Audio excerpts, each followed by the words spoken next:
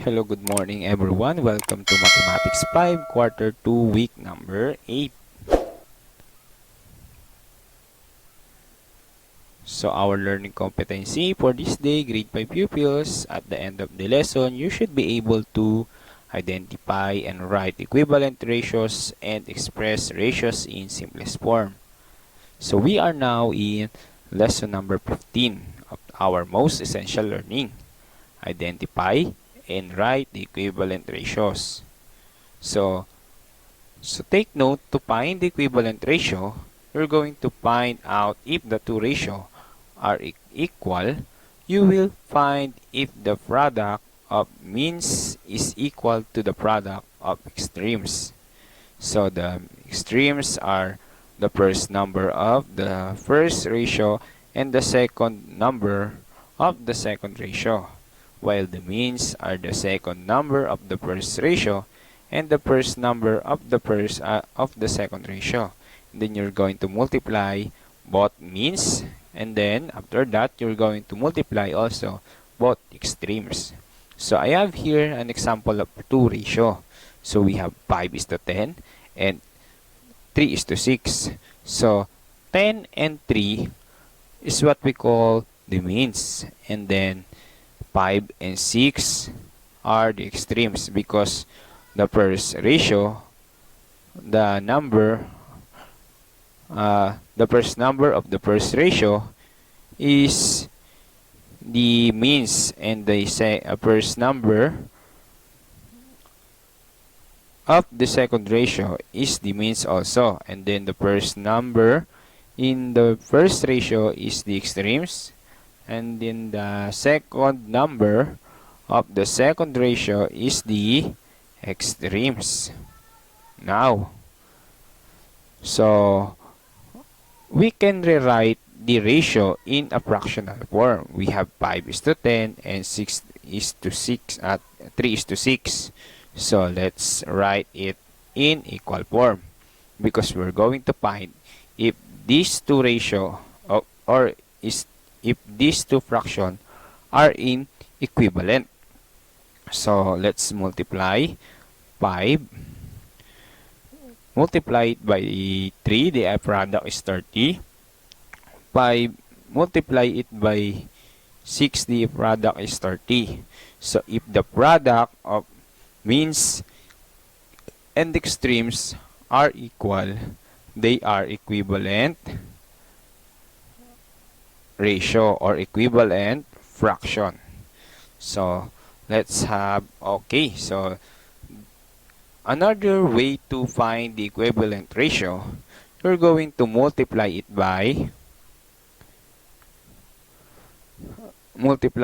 both quantities by the same number. It is the same process as finding the equivalent fraction. Okay, so let's multiply. So let's multiply it first by 2. So 2 multiply it by 2, the product would be 4. Multiply it both quantities. So if you multiply it by the numerator, you're going to multiply it also by the denominator by the same number. So 3 multiplied by 2, the product would be 6. 4, 6 is equivalent fraction of 2/3. Okay, let's try to find another equivalent fraction of 2/3. Let's try to multiply it by 3. Okay, so let's try to multiply it by 3. Okay, let's multiply it by 3. 2 multiply it by 3. The product would be 6. And then 3 multiply it by 3. The product would be 9. 6, 9 is the equivalent ratio or the equivalent fraction of 2/3. Another one. Let's try to multiply it by 5. 5 multiply it by 2. the product would be 10. And then 3 multiplied by 1, 3 multiplied by 5, the product would be 15. 10, 15 is the equivalent ratio or equivalent fraction of 2/3. So that would be the process to find the equivalent fraction of the given ratio. Okay, so let's have an example to further analyze how it happened. So let's check if the ratio are equivalent or not. So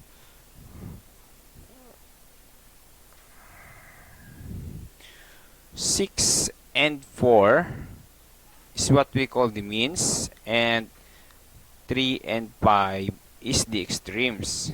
So let's multiply the means. 6 multiplied by 4, the answer would be 24. This would be 24.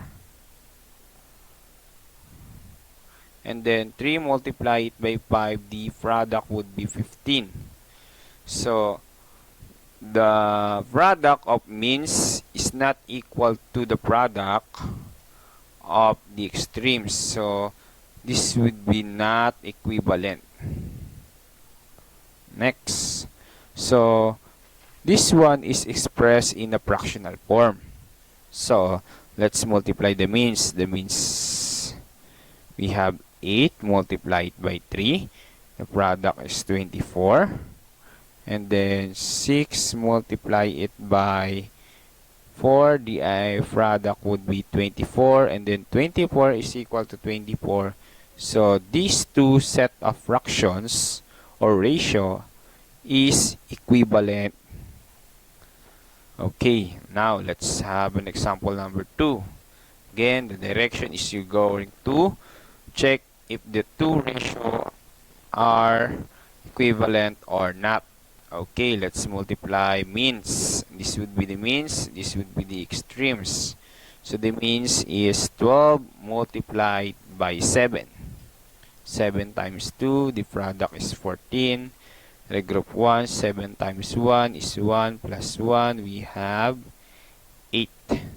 So this would be 84. And then 28, multiply it by 3. So 3 multiplied by 8, the answer is 24.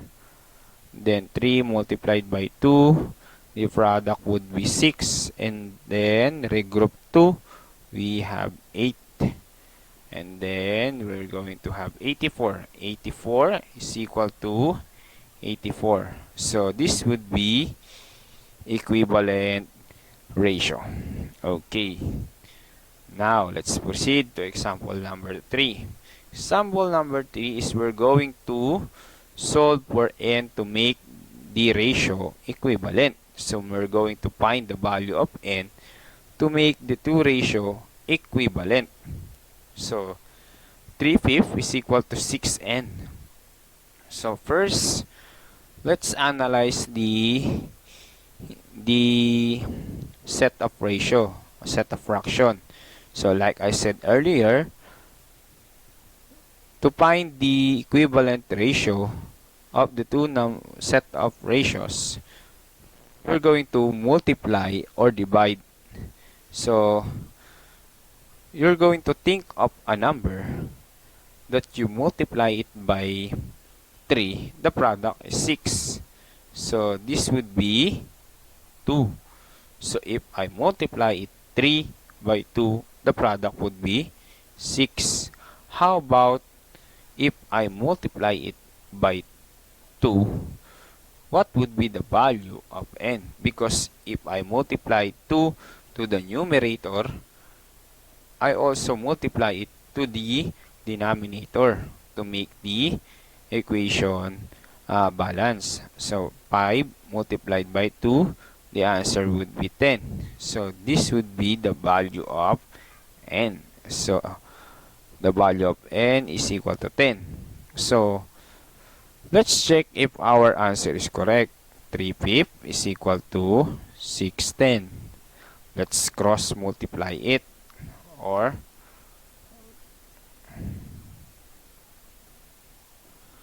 multiply it. 5 multiplied by, oops, 5, multiply it by 6, the answer would be 30.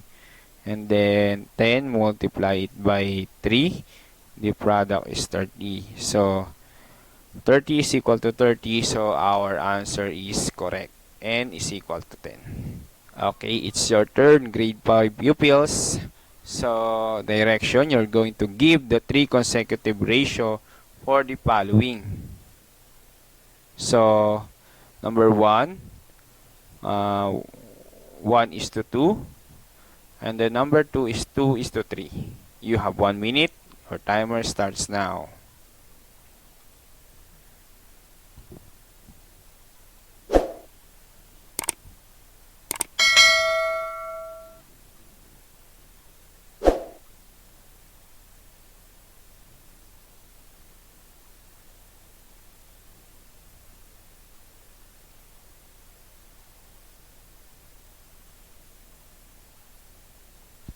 You have 33 seconds, grade 5 pupils.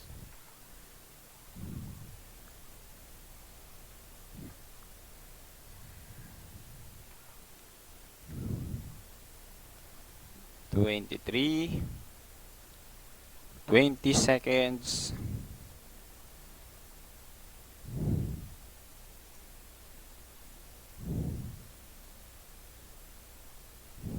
10,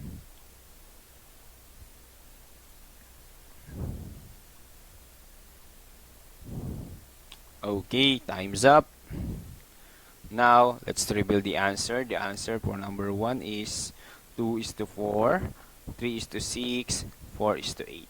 Number 2, we have 4 is to 6, 6 is to 9, 8 is to 12. So that would be the answer for this activity. So I hope you already know how to find the if the two ratio is in equivalent form or equivalent. Now let's proceed to lesson number 16, express ratios in simplest form. So to simplify the ratio means to reduce the ratio in lowest term. So I have here an example of equation on how to lowest term the given ratio. So we have 50 is to 100. 50 is to 100 can be divided by 5 because 5 can be divided by 50 and then 100 can be divided by 5. Okay, so 50 divided by 5 is 10, 100 divided by 5 is 20, and then also 10 is to 20 is not expressed in the lowest terms. So think of a number that can be divided by 10 and 20. So is it 5? So 10 divided by 5 is 2, then 100 divided by 5 is 4. But this time, again, 2 is to 4 is not expressed in the lowest term. So 2 and 4 can be divided by 2. So 2 divided by 2 is 1, 4 divided by 2 is 2. So 1 is to 2 is already now in the lowest term because there is no common factor between 1 and 2 except 1. Okay, so this is the easy way to find or to lowest term the given ratio. You're going to find first the GCF of the two number and then divide it.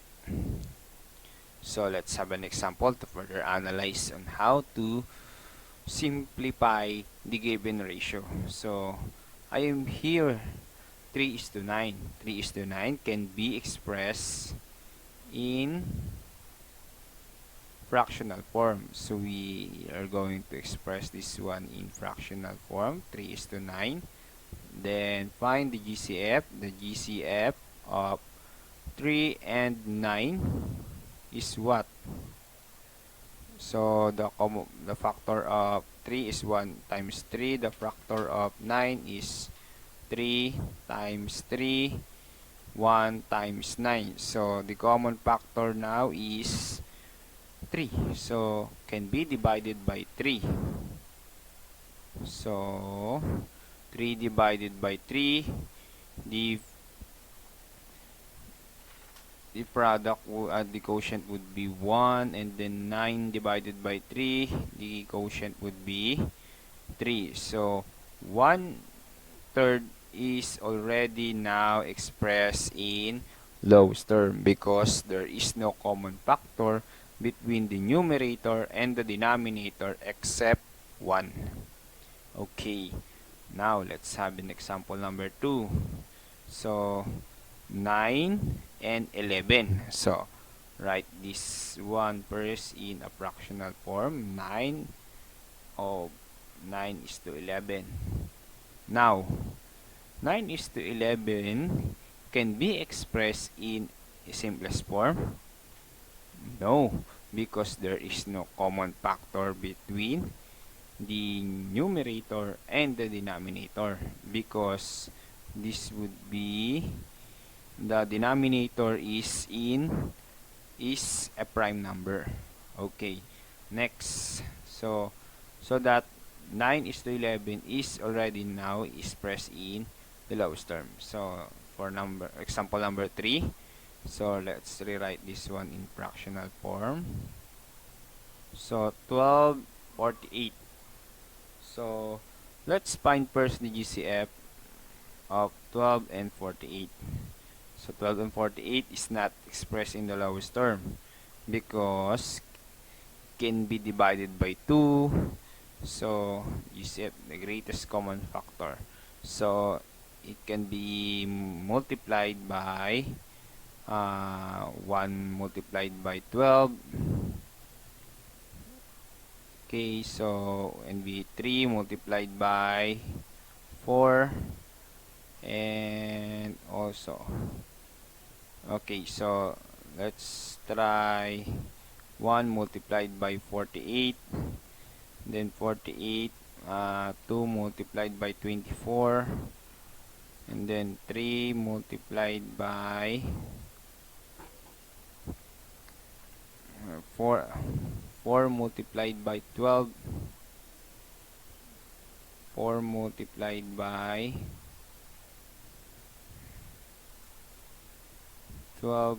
Okay, so what would be the greatest common factor? So the greatest common factor now is 12. So let's divide this one by 12. So 12 divided by 12 is 1. 48 divided by 12 is 4. So the final answer would be 1/4. So let's proceed to example number 4. So 3/15. So 3/15, let's find first the GCF of 3 and 15. So the factors of 3 is 1 multiplied by 3. Then the factors of 15 is 1 multiplied by 15. And then 5 multiplied 3 multiplied by 5. Okay, so the greatest common factor of this one is 3. So 3 divided by 3, 15 divided by 3. So 3 divided by 3 is 1, and then 15 divided by 3 is 5. So that would be the simplest form of this one. Okay, so 11 and 55. So 11 and 55. So think of a number that can be divided by 11 and 55. So the common factor then be divided by 11 and 55 is 11. So 11 divided by 11 is 1. 55 divided by 11 is 5. So the final answer is 1/5.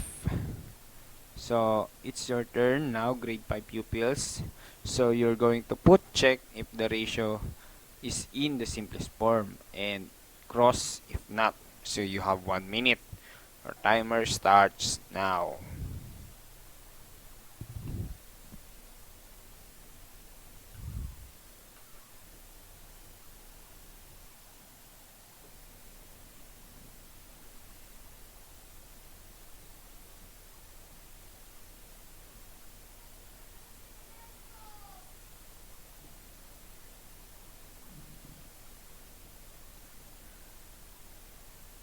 So you have 33 seconds. Grade 5 pupils.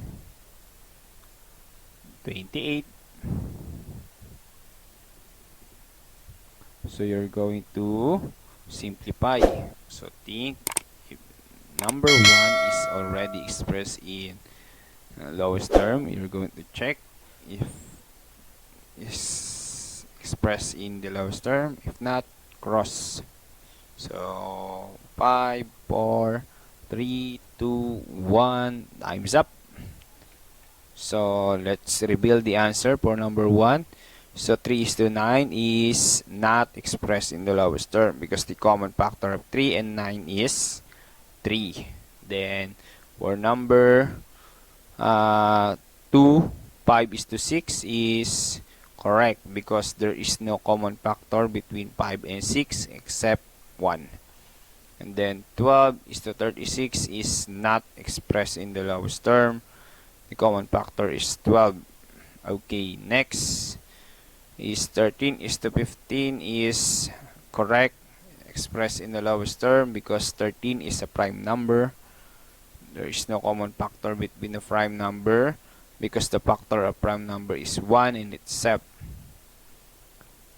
Then 7, 9 is already expressed in a lowest term because there is no common factor between 7 and 9. So, I hope you already know how to simplify the given ratio, grade 5 pupils. So, for your reminders for this week activity, you're going to answer for of your self-learning module. So, assessment page number 34 and assessment page number 35. So, that's all for today. Thank you and God bless.